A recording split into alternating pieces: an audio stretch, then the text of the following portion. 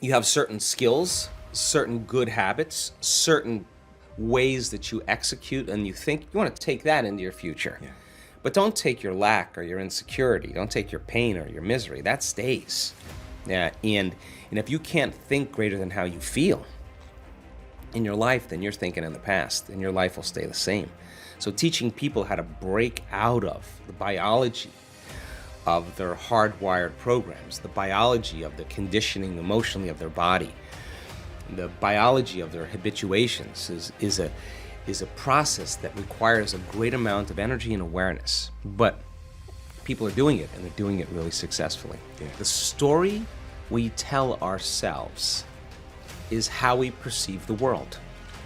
And so then when we create the difficulties in our life, it reaffirms the belief that life is hard, that it's really someone out there that's doing it to us, that it's a circumstance in the past that created this.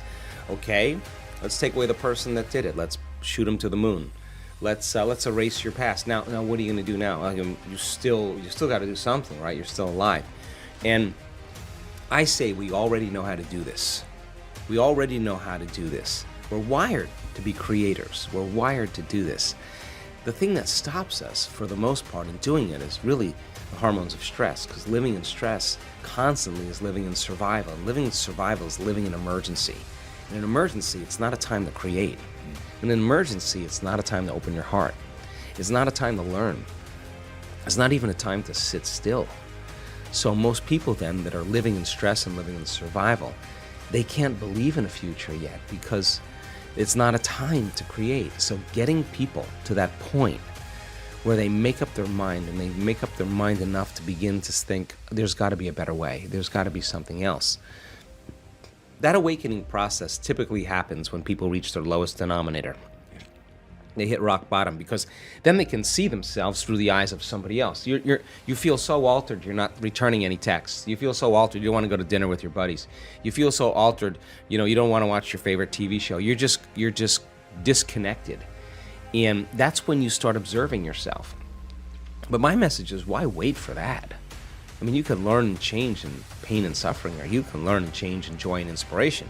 If you're waking up every morning being defined by a vision of the future instead of the memories of the past, and you get up and you're inspired from an elevated self now instead of a limited self, you could observe the old self from an elevated state instead of that diminished state. And people are doing that. So they are aware of those thoughts. And yes, it takes effort. And if it was easy, everybody would be doing it. But just because you have a thought doesn't necessarily mean it's true. And when you start looking and observing those thoughts, I think you are like Gandalf, because Gandalf also said, you may not pass, when he meant like that kind of severity when it comes to how we make up our mind about things. That's the kind of energy or intention that begins to create the biggest volume of change in our life. And I've interviewed thousands of people in our work that have healed from really serious health conditions. And I would say about 90% of them, when I ask them, so what happened? The first thing they say all the time is, I just made up my mind. I just made up my mind I was going to do this. And they made a decision with such firm intention that the amplitude of that decision carried a level of energy that was greater than the hardwired programs in their brain and the emotional conditioning in their body. And the choice that they made caused their body to respond to a new mind. In fact, the choice they made became a moment that they would never forget. It was an event. And the stronger the emotion they felt, the more they paid attention to the choice. And in a sense, they were remembering their future. And the body emotionally was getting a sampling, a taste of the future.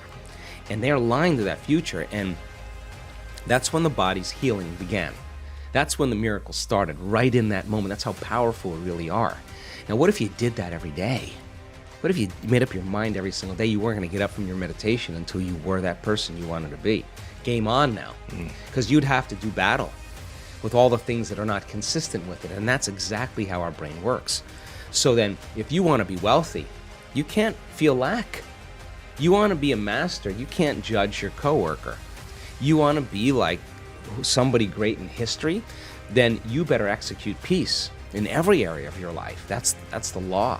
So You take the prayer out on the road now. You take the prayer, and you're the living example of a prayer. That's where it matters the most. And that's when people start getting suspicious and say, Sean, man, you change your medication? I mean, you're looking way too happy all of a sudden.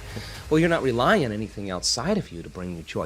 You're overcoming yourself every day. And people say to me, well, why do you do your meditations in the morning? I always say, easy. Because if I can overcome myself at the beginning of the day, the rest of the day is easy. Right. Because that's the biggest mastery, right? Absolutely. Is the self.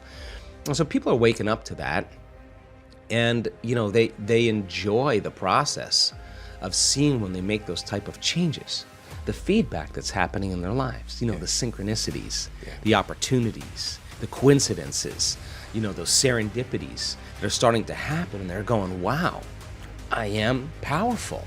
Hey, I am a creator, and nobody's excluded from the equation. That's what makes it so cool. So people that are really sick, really, really sick, that are healing, they'll tell you that when they go to the doctor and the doctor said, where's the stage 4 cancer? They'll tell the doctor it's in the old person. I'm somebody else. Well, how did you do it? Well, I downregulated the genes for disease by overcoming these emotions and these behaviors and thoughts, and I upregulated the genes for health. The doctor kind of looks at him and was like, wow, because it is possible to do that. And we've actually measured it in our events. We know that in 4 days, you can really change your gene expression. Genes that help restore balance, for cancer cells and tumors. Genes that activate stem cells to repair the cells that are damaged. Genes for neurogenesis, the growth of new neurons in your brain. Genes for oxidative balance, for the microtubules, the cellular structure, and the replication of cells. These are all activated in 4 days by people thinking differently, making different choices, doing different things, having new experiences, feeling new emotions. Your genes actually change. And so we're not doomed by our genes. We're not hardwired to be a certain way for the rest of our lives. We are marvels of adaptability and change. So then what does it mean to change? Change means then to be greater than your body, greater than the body that has been conditioned emotionally to be the mind, greater than the body habituated into a predictable future, to be greater than the environment, to be greater than the conditions in your life. And if you're not being defined by a vision of the future and you wake up every morning, it makes total sense then when you see the same people and you go to the same places and you do the exact same thing at the exact same time. Now your personality is no longer creating your personal reality. Your personal reality is creating your personality because every person, every object, every thing, every place is mapped neurologically in your brain. And since you've experienced your boss, since you've experienced your coworker, since you've experienced your ex, the moment you've experienced them at some point, there's an emotion associated with them. So then all of a sudden, people wake up and they're not aware of this, but their environment is influencing the way they think and the way they feel. So when things are going good, they feel good. When things are bad, they feel bad, which means they're victims to their environment.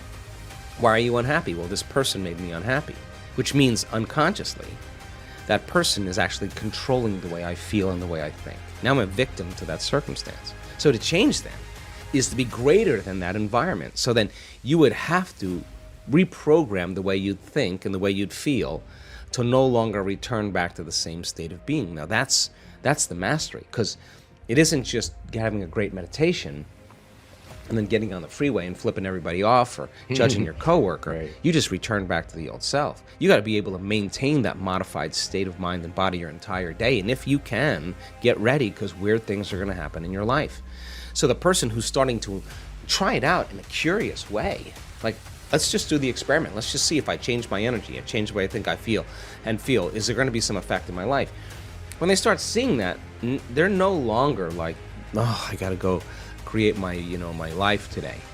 They're actually excited to do it because they don't want the magic to end. They want to keep it going. Now, that's when it gets kind of cool, because this is when you start believing in yourself.